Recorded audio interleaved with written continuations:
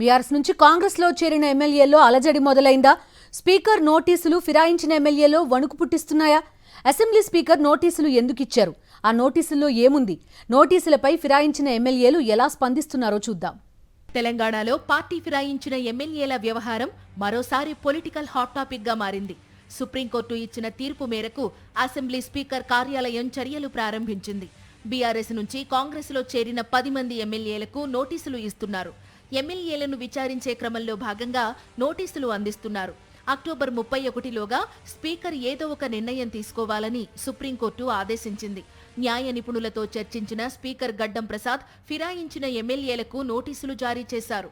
నోటీసులపై స్పందించిన పలువురు ఎమ్మెల్యేలు తాము కూడా న్యాయ సలహా తీసుకుని స్పీకర్ నోటీసులకు సమాధానమిస్తామని చెప్తున్నారు. అయితే స్పీకర్ ఇచ్చిన నోటీసులో ఏముందనే చర్చ జోరుగా సాగుతోంది. 2 కీలక అంశాలను ఎమ్మెల్యేలకు ఇచ్చిన నోటీసులో స్పీకర్ పేర్కొన్నట్లు తెలుస్తోంది. మీరు పార్టీ మారారా? ఒకవేళ పార్టీ మారినట్లయితే మీ సంజాయిషీ ఏంటి అనే 2 ప్రశ్నలను పార్టీ మారిన ఎమ్మెల్యేలకు అసెంబ్లీ స్పీకర్ సంధించినట్లు తెలుస్తోంది. స్పీకర్ అడిగిన 2 ప్రశ్నలకు ఎమ్మెల్యేలు ఎలాంటి సమాధానమిస్తారనేది ఇప్పుడు కీలకంగా మారింది.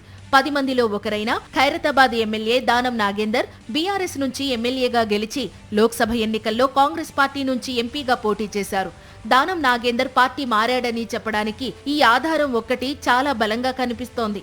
మిగతా ఎమ్మెల్యేల విషయంలో మాత్రం కన్ఫ్యూజన్ ఉంది. మిగిలిన 9 మంది ఎమ్మెల్యేలు కాంగ్రెస్ పార్టీతో సఖ్యతగా ఉన్నా పార్టీ మార్పుపై మాత్రం క్లారిటీ ఇవ్వడం లేదు. లీగల్ గా తమకు ఎక్కడా ఇబ్బంది రాకూడదనే ఉద్దేశంతో ఎమ్మెల్యేలు పార్టీ మార్పు గురించి మాట్లాడటం లేదనే టాక్ నడుస్తోంది. కొంతమంది ఎమ్మెల్యేలైతే ఉప ఎన్నికలు వచ్చినా ధైర్యంగా ఎదుర్కొంటామని గట్టిగా చెబుతున్నారట. ఎమ్మెల్యేల బింకం ధైర్యం పైపైనేనని సుప్రీంకోర్టు ఆదేశాలతో స్పీకర్ ఇచ్చిన నోటీసులతో వారిలో ఆందోళన మొదలైందనే అభిప్రాయాలు వ్యక్తమవుతున్నాయి. ఎవరైనా పార్టీ మారామని చెప్తే వారిపై అనర్హత వేటుపడే అవకాశం ఉంటుంది. ఒకవేళ పార్టీ మారలేదని సమాధానమిస్తే మాత్రం బీఆర్ఎస్ నుంచి రాజకీయ విమర్శలు వెల్లువెత్తుతాయి. అదే సమయంలో నియోజకవర్గంలో కాంగ్రెస్లోని వారి వ్యతిరేకుల నుంచి ఇబ్బందులు తప్పవు.